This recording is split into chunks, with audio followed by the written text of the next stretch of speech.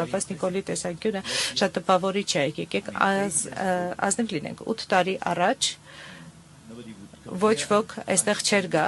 եւ այն փաստը, որ մենք այսքան շատ առաջին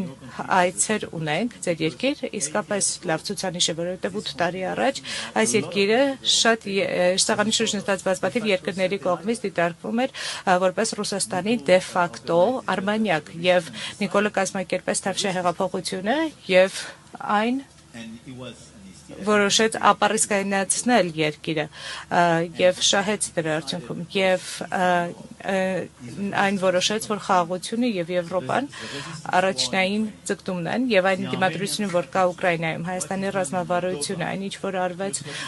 ու Մոլդովայում ինչպես նաեւ շատ այլ երկրներում որոնք նստած են այս սեղանի շուրջ ցույց է տալիս որ մենք որպես եվրոպացիներ մենք որոշել ենք անցյալ մի քանի տարիների ընթացքում մի